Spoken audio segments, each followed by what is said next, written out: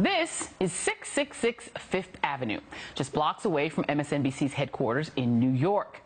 An aging 41-floor skyscraper that Trump's son-in-law and top advisor, Jared Kushner, bought in 2007 for $1.8 billion. Now, experts said he overpaid, and that was before the Great Recession dropped the property's value by a lot.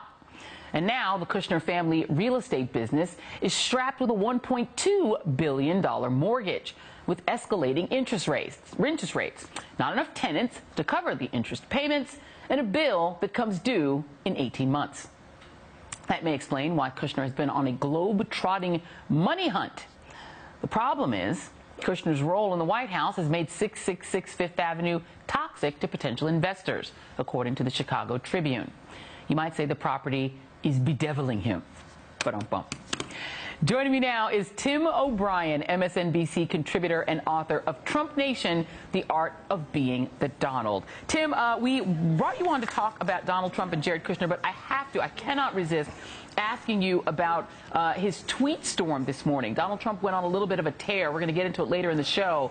What is this about? A train with a hat? A gif of Donald Trump hitting a golf ball and hitting Hillary Clinton with it? What's going on in his head, do you think? Well, you have to wonder what the president ate for dinner or maybe had for breakfast when this kind of thing happens. Joy, it's befuddling. It is not presidential. He's sort of gestured this morning at Rocket Man in North Korea. He's made fun of his former opponent in the general election. And all of it actually, I think, it's a little bit beneath the dignity of the office. But we've gotten used to this with him to a certain extent, although in the last couple of weeks he's shown more restraint on Twitter. There's been an argument out there that was because of Kelly's influence in the White House and that he had helped magically, discipline the president. But I think, as we find time and time again, this isn't a president who's easily disciplined. Yeah, there's something very juvenile about it, but it has prompted us here at the A.M. Joy Show to be singing Rocket Man pretty much all morning, which is always a treat. Love Elton John. All right, well, let's talk about Jared Kushner for just a second, because obviously Donald Trump has put a lot of trust in Jared Kushner. He has him globe-trotting around the world, but this does dovetail with what we've called here a money hunt. And here's just some of the business dealings that Jared Kushner has attempted to sort of gin up. He's met with the former Prime Minister of Qatar, Hamid bin Jassim Al Thani, and then when that didn't work out, suddenly Qatar fell off the favorable list. He's met with China's Anbang Insurance Group, trying to get them to invest in 666 Fifth Avenue. He's met with top executives at Veneshcom Bank, which is, of course, the sanctioned Russian bank. We don't know, and it was under sanctions. We're still trying to unfold that.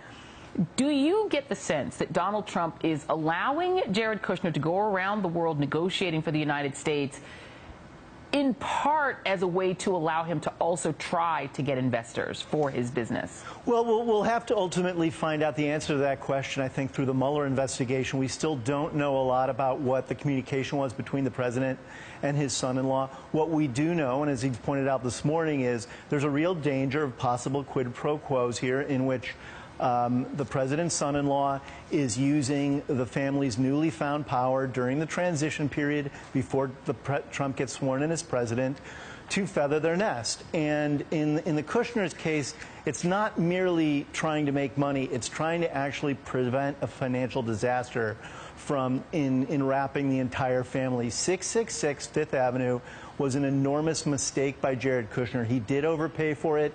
He was able to refinance the debt in 2007. That gave him about a decade or so of breathing room before the Piper came calling.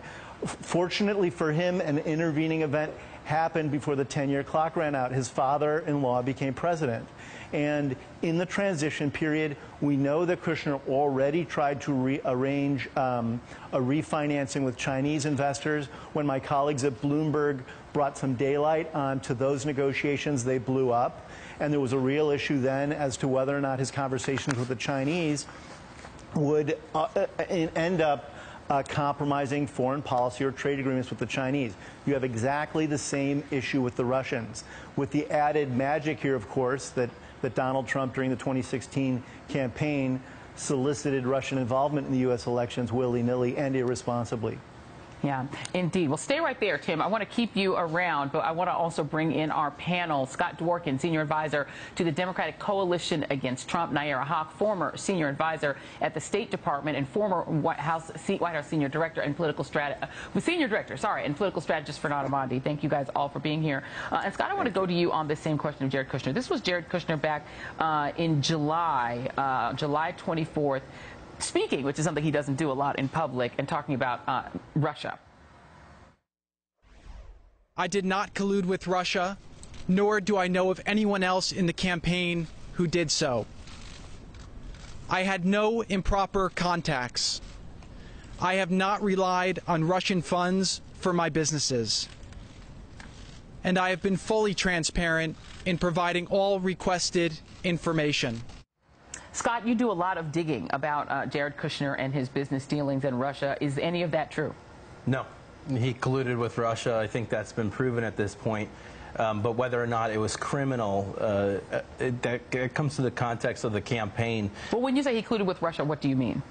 I think that he partnered with Russia in an effort to undermine the U.S. election. And what specifically would he have done to do that?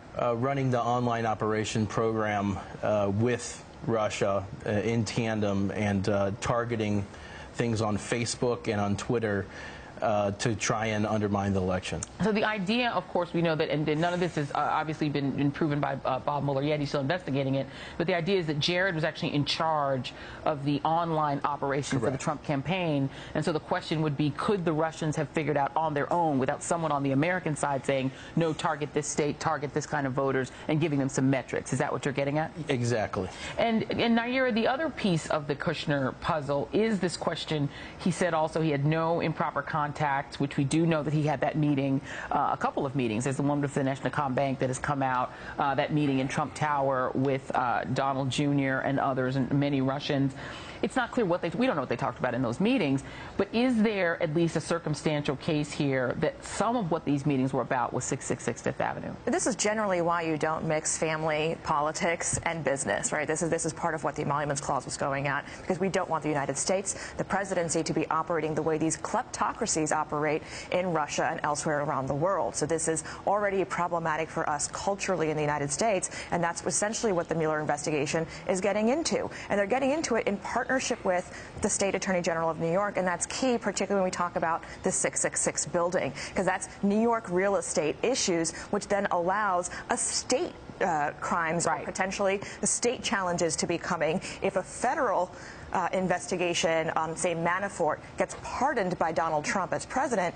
The president does not have any pardoning authority against a case that's brought at the state level. So Jared Kushner could still end up being criminally liable for these contacts with Russia in a way his father-in-law cannot intervene. And just to stay with you just for a moment, having worked at the State Department, when you say the way that these kleptocracies operate, what do you mean by that in terms of what is similar about the way that Kushner is operating in sort of these two tracks where he's doing this diplomacy and also sort of hunting for investors? It's the quid pro quo. Oh, I'm here to talk about policy with foreign leaders, and I will give you what you want, but I also am looking for something I want in terms of money or financial dealings. And it really does end up being a diplomatic way of asking for a bribe. Yeah, and Fernand, you know, the political sort of peril that Donald Trump is in here is this is family, right? Jared Kushner is not just an advisor he can easily just distance himself from. He could fire him, but he'd still be family. And that exposure makes it a little difficult and dicey for Donald Trump. Do you get the sense, just from observing him over this period of time, that Trump is going to have his loyalty to Jared Kushner outweigh the sense that Kushner is a risk to his presidency? Well, I think he'll show Jared the same loyalty he showed to his two wives, mother of his children. He cheated on them both. He dumped them both. And I think that's why Mueller, who's a very smart guy, Joy, you see the noose and the case tightening around Jared Kushner. I think, you know, in Godfather terms, Trump likes to present Jared Kushner as this slick, smooth, Tom Hagen-esque consigliere, when Mueller, I think, sees him more as a combination between idiot son Fredo and treacherous son-in-law Carlo, who you remember got whacked at the end. So I think more and more you see the money laundering case brought in. You see the same ability to try and have vulnerability with Kushner over the 666 building that perhaps the Russians saw, perhaps even asked his father-in-law for help for. I think Mueller sees that as well, and I think he's trying to target Kushner with the idea of getting him to flip, because Trump will eventually dump him, as some of the leaks have already suggested. And Tim, same question to you. You mean you've covered Trump a long time. How loyal is he, in your view, to Jared Kushner? Well, I don't think Donald Trump is loyal to anyone ultimately but himself. His family has often been an exception to that rule. And clearly in the White House, Jared Kushner and Ivanka Trump are first among equals. But that all predates, again, Robert Mueller's investigation. And Jared Kushner, there's no question that Jared Kushner is an immense liability to the president in the course of this investigation. We know from the Wall Street Journal's reporting that Trump's own attorneys considered essentially ejecting Kushner from the White House a few months ago because of concerns that he was a legal liability. I think that's going to continue to be a problem. The testimony that you referenced earlier of Kushner standing in front of the White House saying there was no collusion or no business deals discussed. Let's remember, at one of his meetings with Russian bankers that was brokered by the Russian ambassador, Michael Flynn attended that meeting with him.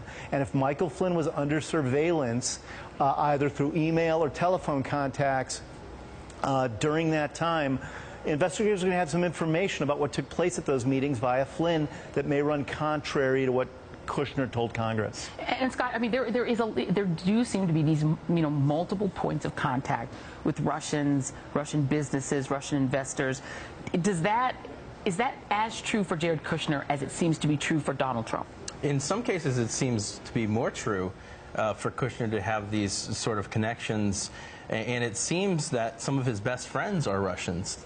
He vacations in Russia with Ivanka. He definitely has worked with Russian oligarchs. But at the end of the day, this guy is a billionaire. He's not a guy that doesn't have lawyers look at every single thing that he's ever done. So when you submit paperwork that leaves out over 100 foreign contacts and meetings, there's something sinister there. Yeah, and Naira, obviously that's the sort of it's the inescapable problem they have, is that he actually did fill out these forms and leave out over 100 contacts. And it is difficult to forget that aspect of having met that many foreign officials. And if anything, that should point to the first step being revoking a security clearance, because he is sitting in the West Wing right now with active access to high intelligence, and then can turn around and hand it off to people so that he can potentially get money for his building. And Fernand, you talked to some of the Republican members of Congress from down there in Florida. Why is there not a call for Jared Kushner to lose his security clearance? I mean, I think there has been in certain circles, but by and large, you got to remember, Kushner, in many respects, is the ultimate gatekeeper in the White House. Trump has basically made him and presented him as this wonderkind who was going to solve every problem in the administration, the center of the spoke of the wheel, and that's why I think all aspects keep coming back to him. But, Joel, if I could, I'd like to come back and remind the viewers of a really interesting development in the Mueller case here.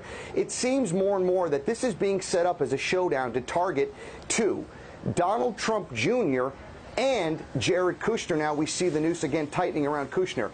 And this speaks to me about a focus here to try and get one to flip on the other. And that's why this question that you asked earlier, the right question, where are Trump's loyalties here? I think at the end of the day, blood's going to be thicker than water, and you're going to see Donald Trump Jr. try and eventually turn on Kushner unless Mueller gets to him first. The plot thickens, and we will definitely be watching a great panel. Thank you, guys. Tim O'Brien, Scott Dworkin, Naira Haq, Fernand Amandi. Thank you all, friends. Have a great rest of the day. All right, and up next, the great Katie Tur will be here to tell us what it was like on the trail with Trump. Stay with us.